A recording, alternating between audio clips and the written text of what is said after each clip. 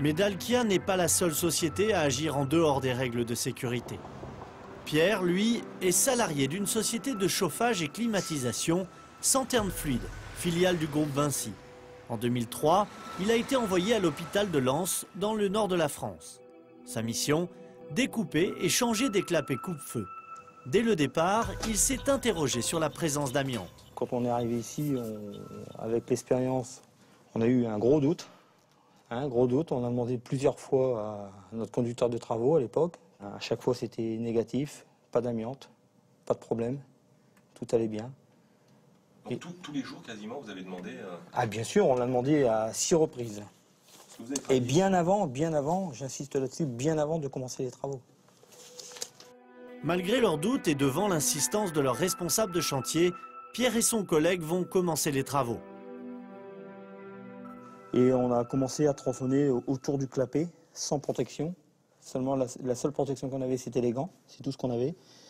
Tronçonner tout autour. Une fois que l'enrobage était retiré, je me mettais à plat ventre, à 20 cm du clapet, et je tronçonnais comme ça, la tête pratiquement dans le clapet, quoi.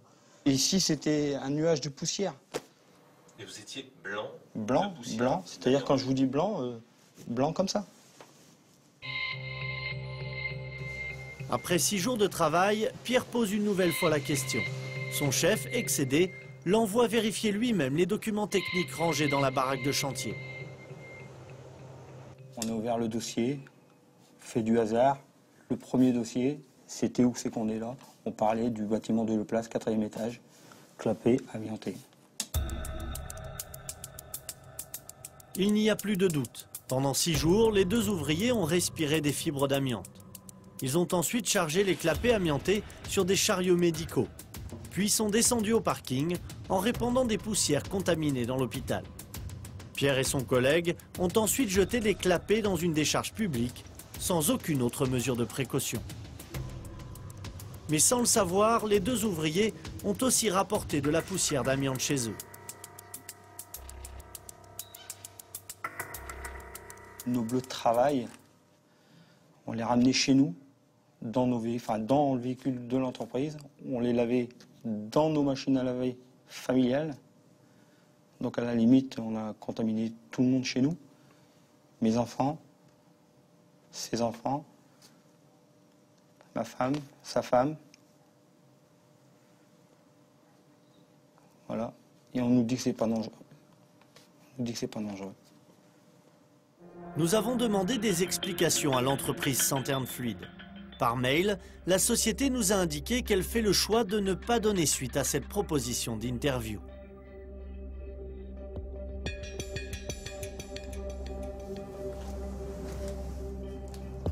Mais aucune leçon ne sera tirée de cette affaire. Pire, en 2008, 5 salariés, dont 2 collègues de Pierre, seront contaminés au même endroit lors de la découpe d'un plafond amianté.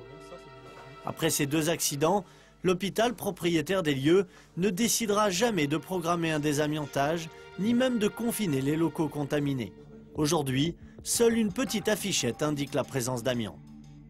Pierre a été reconnu comme accidenté du travail, car d'ici 10 ou 30 ans, il risque de développer un mésothéliome, le cancer de l'amiante.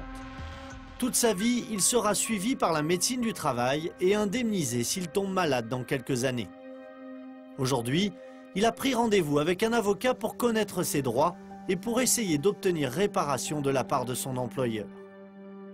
Vous avez signalé la situation à l'inspection du travail? Oui. Vous avez signalé également peut-être au procureur de la République ou... Non.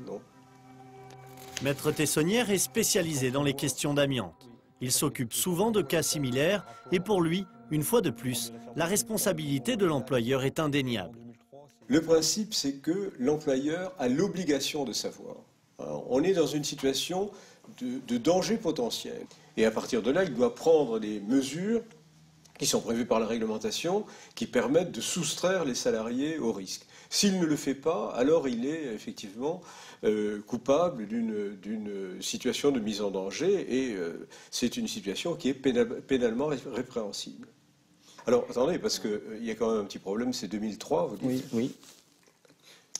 2003, la prescription en matière de délits de ce genre est de 3 ans, donc 2003-2006. Si une plainte n'a pas été déposée à ce moment-là, j'ai peur qu'il soit tard pour agir.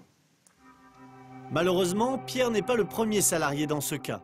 Le manque d'informations sur la législation, la crainte de perdre leur emploi ou le manque de moyens financiers empêchent souvent les salariés de faire valoir leurs droits face à la loi. Une loi qui s'avère assez clémente pour les employeurs négligents.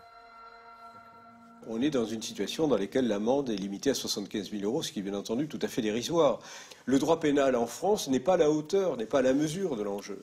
On est dans des situations dans lesquelles, encore une fois, l'apparition des conséquences du risque intervient dans un délai de 10, 20, 30 ans. C'est-à-dire que très souvent, la victime elle-même ne fera pas le lien entre la maladie qu'elle a et l'exposition à un moment donné.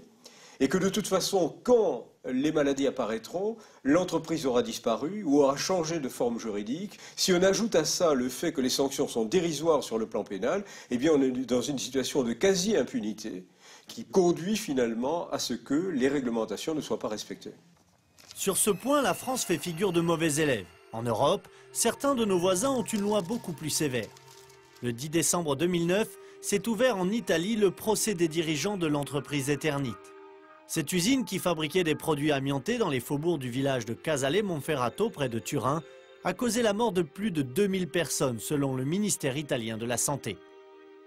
Et contrairement au droit français, l'entreprise et ses patrons ne risquent pas seulement 75 000 € d'amende. Dans le procès de Turin, eh bien, nous sommes dans des délits qui peuvent être sanctionnés de 12 à 15 ans d'emprisonnement.